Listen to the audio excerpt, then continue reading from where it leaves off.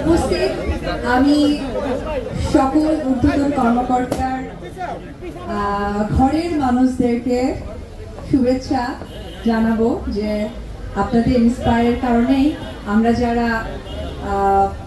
আমরা যারা সহযোগিতা পাই, নিশ্চয়ই আপনারা অনেক হ্যাপি রাখেন ভাইদেরকে বা সংসার গুছিয়ে রাখেন, বিধায় তারা আমাদেরকে সুন্দরভাবে পরিচালনা করেন, দেশের মানুষকে পরিচালনা করতে পারেন।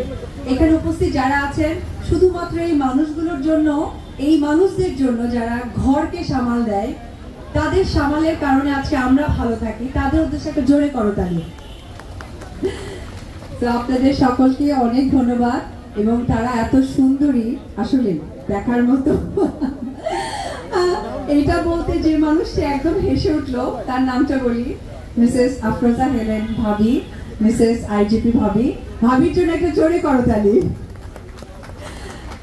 খুবই ভালো লাগছে। সর্বপ্রথমে বলবো যে ওয়াটারফল মেকওভার অ্যান্ড বিউটি সেলুনের জন্য অনেক শুভেচ্ছা, কারণ পুনাকে এটি একটি নতুন প্রতিষ্ঠান, যে প্রতিষ্ঠানে নারীরা, পুলিশ নারী কর্মকর্তারা যারা আছেন, তারা এইখানে নিজেদেরকে সুন্দরভাবে সজ্জিত করতে পারবেন। আসলে পার্লার বলতেই কিন্তু আমি নিজেও, আপনারা ইতিমধ্যে জানেন যে আমারও একটি পার্লার আছে। পার্লার মানেই কিন্তু মনে হয় যে হয়তো বা আমরা যারা মডেলস, অভিনেত্রী আছি তাদের জন্য, কিন্তু আসলে পার্লার মানে কিন্তু আমার মনে হয় যে কোনো সেক্টরের নারীদের জন্য এটা একটা আস্থার জায়গা। কারণ আমরা যখন পার্লারে যাই, আমরা মনে হয় যে আমাদের বিশেষ করে ফেসিয়াল, ম্যানিকিউর, প্যাডিকিউর এবং সব শেষে আজকে যেমন প্রোগ্রামে ভাবিরা এসেছেন, খুব সুন্দর করে সেজে এসেছেন, পরিপাটি হয়ে এসেছেন। এই যে আত্মবিশ্বাস মেয়েদের তৈরি হয়, এটা আসলেই বলার ভাষা রাখে না। তো পুলিশ মানে তো আমরা জানি, মানে এই পুলিশ ওয়ার্ডটার সাথে আমাদের একটা জিনিস যুক্ত থাকে যে না, তারা কখনো শাস্তে জানেন না, তারা সব সময় মানে রাগান্বিত হয়েই থাকবেন।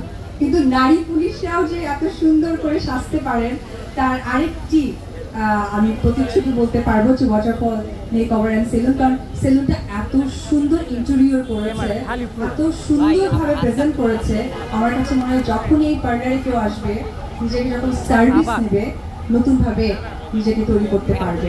তো আজকে শুভ উদ্বোধন হয়ে গেল। তা আমি চাইবো বাংলাদেশের প্রত্যেকটা জেলায় যেন পুনার থেকে উদ্যোগ নিয়ে এইরকম একটি করে পার্লার তৈরি হয়, বিশেষ করে নারী পুলিশদের জন্য।